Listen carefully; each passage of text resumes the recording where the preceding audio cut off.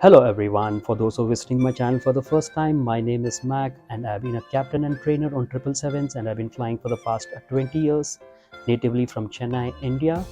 And for returning viewers and subscribers, welcome back. Today's vlog is about a flight from Delhi to Toronto. Distance is roughly about 15,000 kilometers and we are expected to clock about 15 hours and 25 minutes. As I walk you through the flight, we will be discussing about some of the important events starting from cabin crew briefing, the different type of threats that we generally face during different phases of flight, and the different type of training that a company has given us to mitigate such threats. Alongside, we will also discuss some of the important facts about our flight, and we will also try to sort out some of the myths which is pretty common among those without aviation background. You can follow me on Facebook, X, Instagram. So without wasting any further time, let's get started. Today's departure time is around 3 a.m. and we generally get an automated wake-up call 3 hours 30 minutes prior to our departure time, and this was my backup wake-up call. The departure timing of every ultra-long-haul flight that I operate is at circadian low, which really takes a toll on your physical and mental health.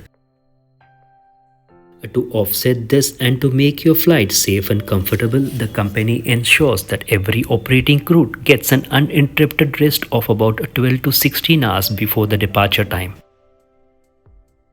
Before I proceed further, I would like to thank you all for your overwhelming support on my first vlog, the link of which is given in the description. As you are getting ready for the flight, there is a train of thoughts running in your head, the most important being the weather. Being winters and departing out of Delhi, what really concerned was the visibility, which is generally expressed in terms of RVR, which could disrupt the entire flight operations.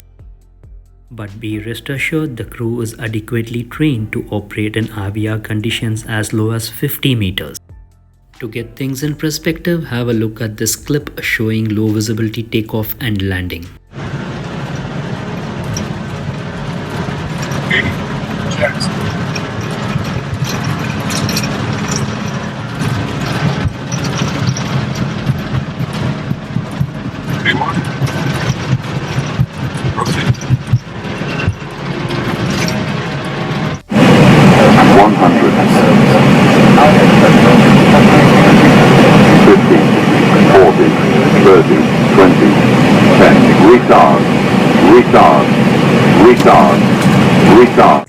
Low visibility operations itself is a huge topic and we would be discussing it in another upcoming vlog.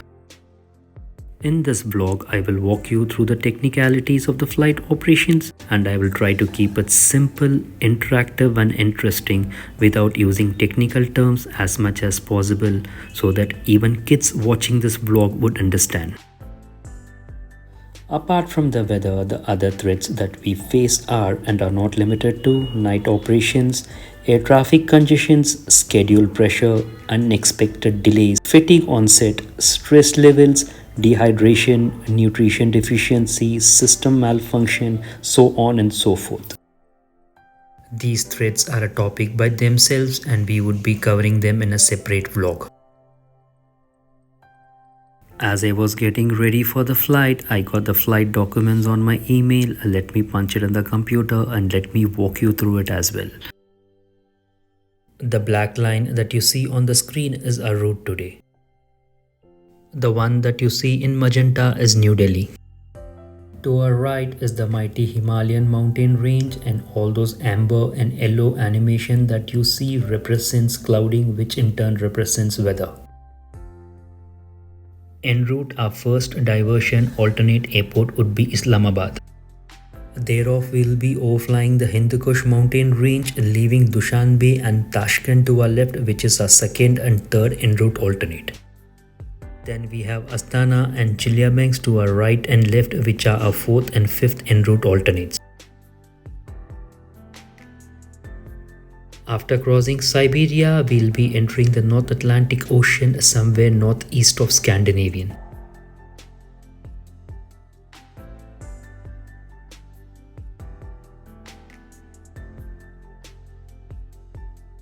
As we overfly Greenland, we have Keflavik, which is another en route alternate to our left. Flying further down southwest, we have Equalith and Goose Bay to our right and left.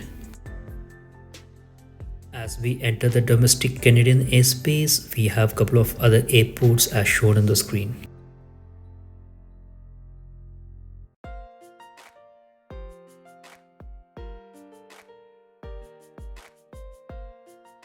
Also, I can scan the weather at different altitudes, the worst being at 30,000 and 27,000 feet. Just to get things in perspective, watch this short clip.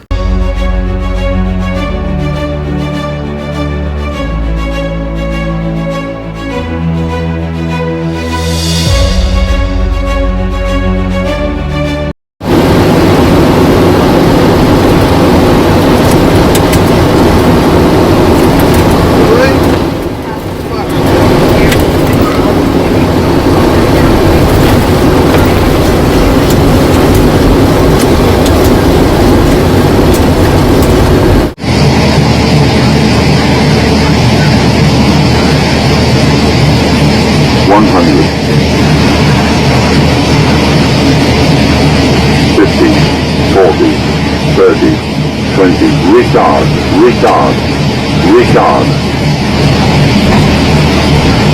As we are done with the navigation part of our flight, let's get into the performance now. Departure station Delhi for runway 29 right, full length of the runway, dry runway, calm winds 15 degrees, 1014 pressure settings, optimum power and flap setting, air conditioning is auto and T-ice is off, and the takeoff weight is 351 tons.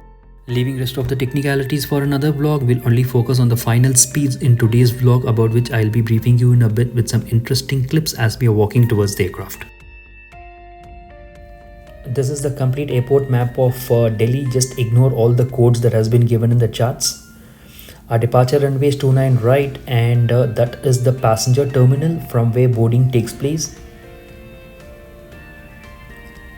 These are the parking gates and we are parked somewhere there. And that is our expected taxi routing for runway 29 right, which has been highlighted in green. Just ignore all the codes that has been given in the charts. Okay, so there are 3 intersection departures for runway 29 right, and we can take either of these in case our takeoff weight is very light, but we are opting to take full length of the runway as our takeoff weight is very high. Having done with the preliminary flight briefing, now let's talk about the speeds that we just saw.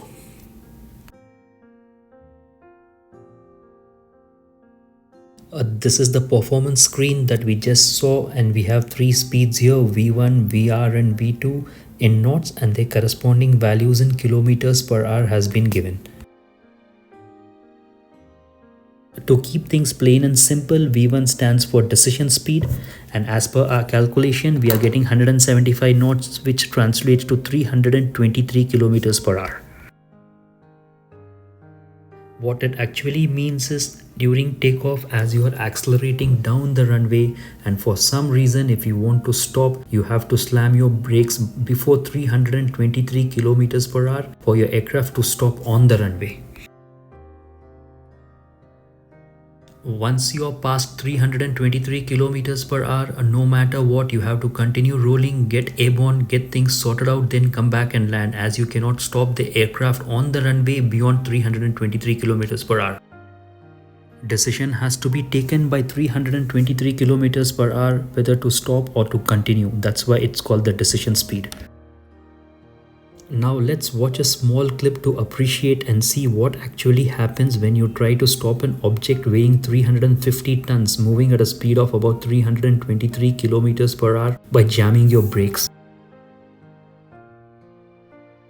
This was a test during which an engine failure was simulated, and you can see the aircraft just drifting down the runway due to asymmetrical thrust, but beautifully controlled back on central line. The captain slams the brake.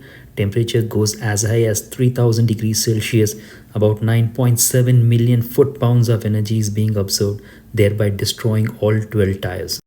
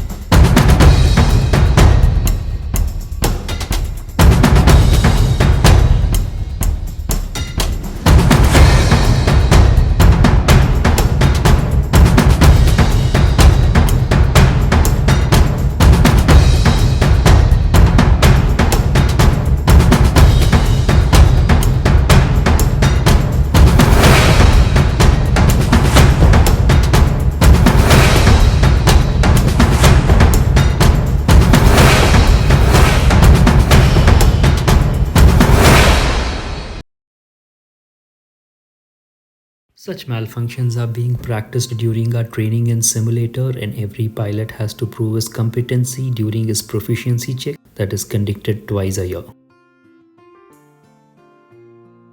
Let me show you how a 6-axis simulator actually looks and how a similar maneuver is being practiced during one of the training sessions.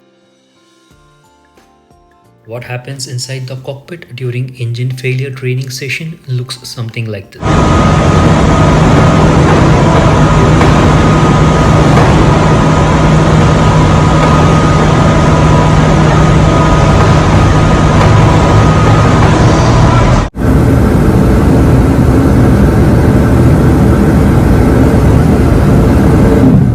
Stop, you have control, speed brakes up,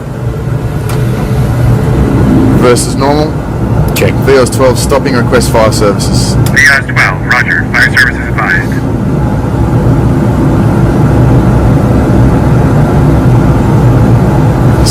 Have a look at this clip in which the pilot attempts to get airborne before his rotation speed, thereby causing his tail to hit the ground.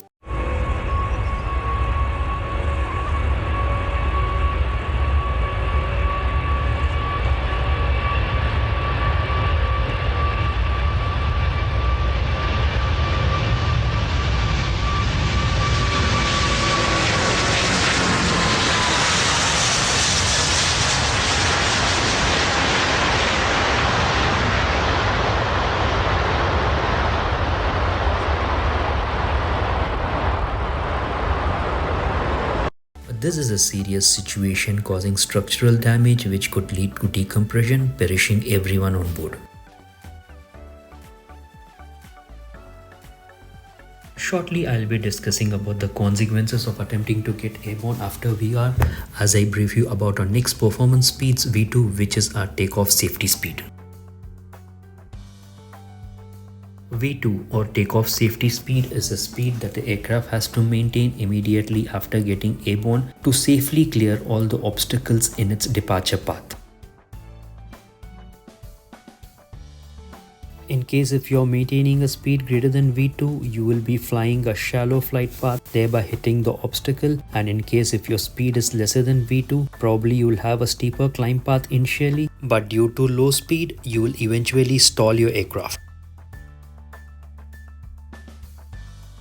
Further continuing from where we left, that is attempting to get airborne at a speed greater than VR will result in a shallower flight path, compromising our obstacle clearance as this speed is going to be greater than V2. Since the difference between VR and V2 is only 6 knots, that is 12 km per hour, which is quite negligible when you're talking about speeds which are greater than 300 km per hour.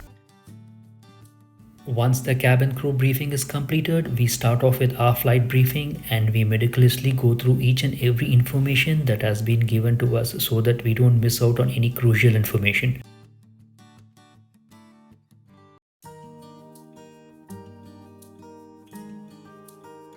As I walk towards the aircraft, let me tell you an amazing fact about 777. Did you know that the 777 was the first airliner to be completely designed by a computer without any human interference?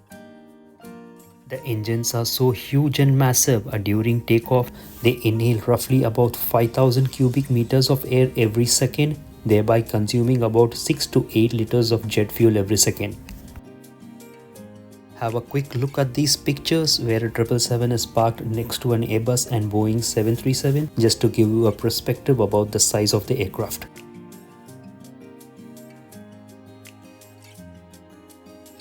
Once the cockpit is fully set for takeoff, the captain briefs the first officer about all the actions that need to be carried out in case the takeoff needs to be aborted, as it is a very crucial maneuver. And this is how the briefing is conducted. Right seat takeoff using toga and assume temperature. In event of malfunction prior to V1, I'll call either stop or go. If the call is stop, I'll simultaneously close the thrust levers, disconnect the auto throttle and apply max manual braking, or just verify the operation of RTO auto brake. I'll lift the speed brake lever, apply full reverse thrust, bring the aeroplane to a stop and set the parking brake. Then announce either this is the cabin crew to stations, or cabin crew and passengers remain seated. Your actions? I will verify thrust levers closed, auto throttle disconnected, and monitor the deceleration. I'll call ICAS auto brake if displayed on the ICAS. Speed brake up or no speed brake.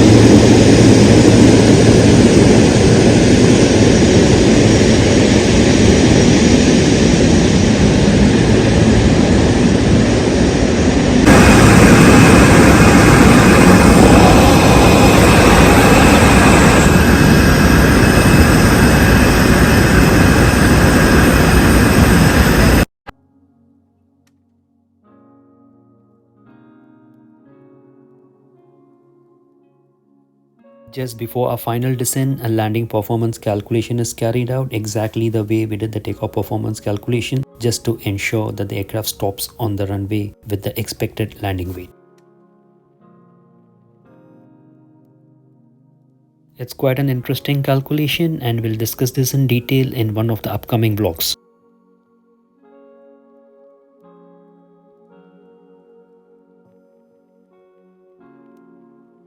This is the airport chart for Toronto, which has got 5 runways based on a landing performance calculation. We'll be landing in one of these runways. A deeper discussion into it would be done in one of the upcoming vlogs, along with the landing performance calculations. The runway that is highlighted in green is our landing runway today based on the landing performance calculation that we have done, and after we land we will be taking a right turn.